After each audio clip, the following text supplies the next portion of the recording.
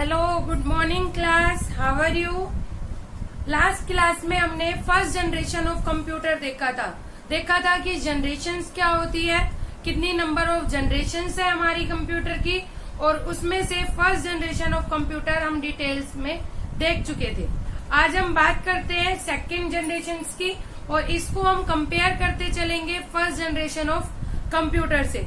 तो आपने first generation of computer देखा था कि कहाँ तक बात था हमारा, 1956 तक फर्स्ट जनरेशन कंप्यूटर था। सेकेंड जनरेशन कंप्यूटर हमारा 1956 से 1963 तक सेकेंड जनरेशन थी। फर्स्ट जनरेशन कंप्यूटर में हमने कौन सा कंपोनेंट यूज किया था, वैक्यूम ट्यूब। अब सेकेंड जनरेशन कंप्यूटर में हम वैक्यूम ट्यूब को किसने रिप्लेस किया था, ट्रांजिस्टर्स ने। इसका मतलब हम सेकेंड जनरेशन में किस कंपोनेंट का यूज करते हैं, ट्रांजिस्टर्स का। ट्रांजिस्टर्स वैक्यूम ट्यूब की कंपैरिजन में फास्टर होते हैं, साइज में स्मॉलर होते हैं। ठीक है, तो हम जब फर्स्ट जनरेशन कंप्यूटर यूज कर रहे थे तो हमने देखा था फर्स्ट जनरेशन कंप्यूटर का साइज एक बड़े रूम, एक लार्ज रूम जितना होता था, और सेकेंड जनरेशन में ट्रांजिस्टर्स की हेल्प से हमारे सेकेंड जनरेशन कंप्यूटर का साइज थोड़ा छोटा हो गया है। मैं ये नहीं कह रही कि बिल्कुल छोटा हुआ है, नहीं, थोड़ा छोटा। जहाँ एक बड़ा कमरा था, बड़ा रूम था, वहाँ छोटा रूम आ चुका है। ठीक है, तो अगर कंपेयर करें फर्स्ट जनरेशन कंप्यूटर से, तो सेकेंड जनरेशन कंप्यूटर स्मॉल हो चुका था साइज में, उसके कंपैरिजन में फर्स्ट था तो वो स्लो ही सेकेंड जनरेशन कंप्यूटर, लेकिन comparison of first generation computer वो लिटिल बिट फास्ट हो चुका था, रिलायबल। अब उसके जो वो आउटपुट हमें दे रहा था वो रिलायबल थे, अब उनके आउटपुट पर हम विश्वास कर सकते थे। इसके अलावा चीपर था, जहाँ ₹1,00,000 का हमारा फर्स्ट जनरेशन आ रहा था, वो हमारा 80,000 रुपीज में सेकेंड जनरेशन आ रहा था। मतलब कुछ चीपर हो चुका था हमारा सेकेंड जनरेशन कंप्यूटर। आया समझ में। फर्स्ट जनरेशन की कंपैरिजन में सेकेंड जनरेशन कंप्यूटर स्मॉलर है, फास्टर है, रिलायबल है एंड चीपर है। इसके अलावा फर्स्ट जनरेशन कंप्यूटर में हम मशीन लेवल लैंग्वेज यूज करते थे।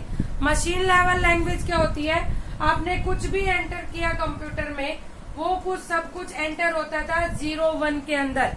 अगर आपको अपना नाम भी एंटर करना है तो उसको पहले मशीन लेवल लैंग्वेज में कन्वर्ट करोगे 0-1 में, जो कि खुद में एक बहुत डिफिकल्ट टास्क है, और उसके बाद कंप्यूटर में फीड होता था। लेकिन अब हम यहाँ पर असेंबली लैंग्वेज आ चुकी थी। असेंबली लैंग्वेज में जहाँ आप सब कुछ 0-1 की फॉर्म में स्टोर करते थे, सेकेंड जनरेशन में आप निमोनिक्स, जैसे कि अगर आपको ऐड करना है तो ऐड 2 and 3, इस तरह से आपको वैल्यूज लिखनी होती थी। तो कुछ फर्क था, आपको पूरी 0-1 की फॉर्म में ना कन्वर्ट करके असेंबली लैंग्वेज में आपको यहाँ असेंबली लैंग्वेज मिल चुकी थी। इसके बाद सबसे पहले ये डिलीवर्ड हुआ था एटॉमिक एनर्जी इंडस्ट्री में। ठीक है, जो सेकेंड जनरेशन का फर्स्ट कंप्यूटर था वो डिलीवर्ड हुआ था एटॉमिक एनर्जी इंडस्ट्री में। ये नाम आप याद रखना, एटॉमिक एनर्जी इंडस्ट्री में सबसे पहले डिलीवर्ड हुआ था हमारा सेकेंड जनरेशन का कंप्यूटर। और सेकेंड जनरेशन कंप्यूटर के हमारे एग्जाम्पल है IBM 1401, PDP-1 and Atlas are the examples. ठीक है, ये हमारे एग्जाम्पल्स है सेकेंड जनरेशन के। आपको समझ में आया कि सेकेंड जनरेशन में हम ट्रांजिस्टर्स ले आए थे। इसके बाद यहाँ पर हमारी असेंबली लैंग्वेज आ चुकी थी। ठीक है, फर्स्ट जनरेशन के कंप्यूटर के कंपैरिजन में स्मॉलर, चीपर, रिलायबल और फास्टर था। इसके एग्जाम्पल 1401, PDP-1 एंड एटलस। अब बात करते हैं इसके फीचर्स की, इसकी एडवांटेजेस और डिसएडवांटेजेस की।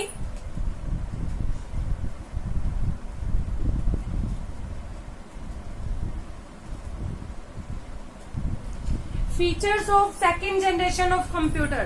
तो सबसे पहला फीचर है इसका, फर्स्ट जनरेशन कंप्यूटर की कंपैरिजन में ये स्मॉल हो चुका था साइज में। सेकंड, इसमें अब हमारा जो आपका कैलकुलेशन टाइम था, आपके ऑपरेशंस करने का, एडिशन, सब्ट्रैक्शन, मल्टीप्लिकेशन, ये कम हो चुका था। जहां फर्स्ट जनरेशन में आपका काम हो रहा था मिली सेकेंड में,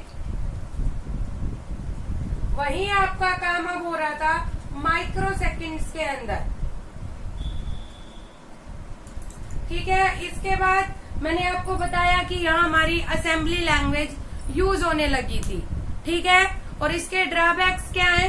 इसका फर्स्ट ड्रॉबैक है हमारा, इसमें हमें बार बार मेंटेनेंस की जरूरत पड़ती थी।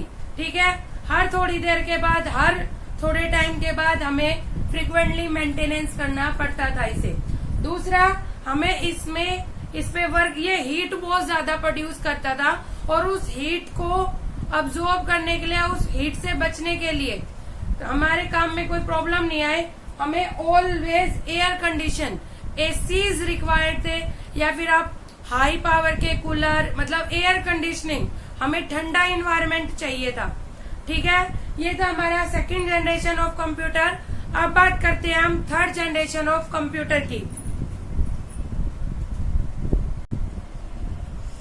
थर्ड जनरेशन ऑफ कंप्यूटर हमारा 1964 से 1971 तक क्या था? हमारा थर्ड जनरेशन ऑफ कंप्यूटर। हमारे कंप्यूटर की सबसे बड़ी क्रांति थर्ड जनरेशन ऑफ कंप्यूटर में आई थी।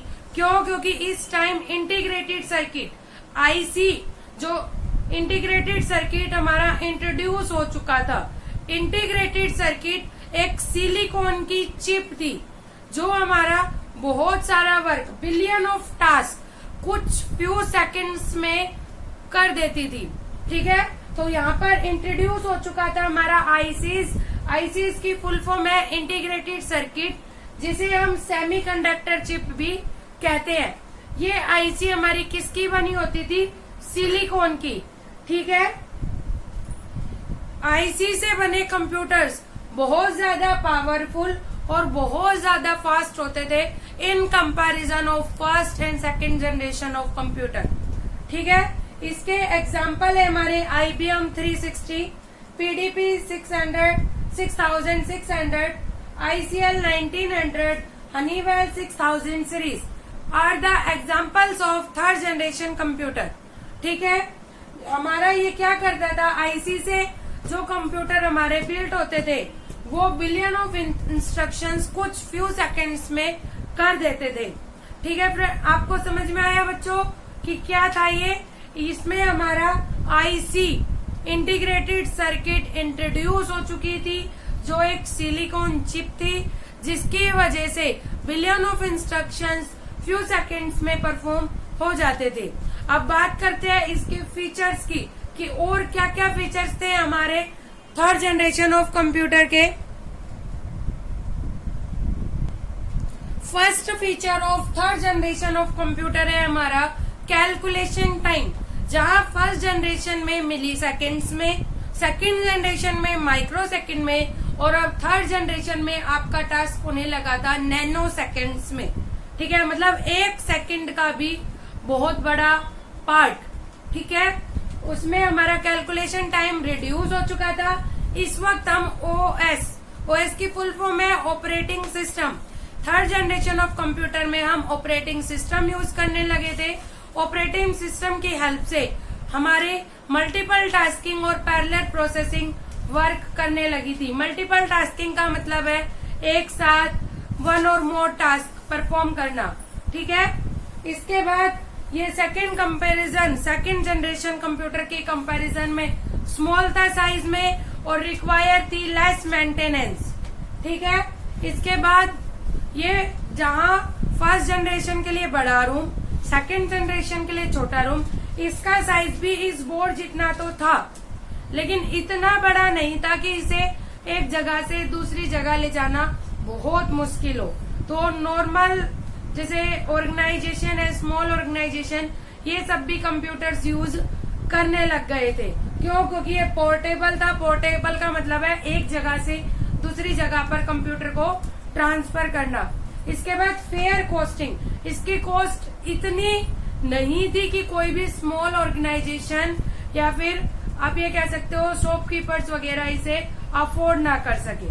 ठीक है, ये थे हमारे फीचर्स थर्ड जनरेशन के, जहां हमारा इंटीग्रेटेड सर्किट इंट्रोड्यूस हो चुका था, नैनो सेकंड में वर्क होना शुरू हो चुका था, ऑपरेटिंग सिस्टम पर टास्क परफॉर्म होने लगे थे। इसके बाद इसकी ड्रॉबैक, इसकी first drawback required air condition, इसके लिए भी हमें एसी या ठंडी जगह जरूरत पड़ती थी, ठीक है, क्योंकि ये हीट प्रोड्यूस करता था। इसके अलावा इंटीग्रेटेड सर्किट्स के लिए हमें हाईली सोफिस्टिकेटेड टेक्नोलॉजीज की जरूरत पड़ती थी। ये हमारे ड्रॉबैक और फीचर्स थर्ड जनरेशन के। आई होप आपको समझ में आ गए हो। Thank you for today.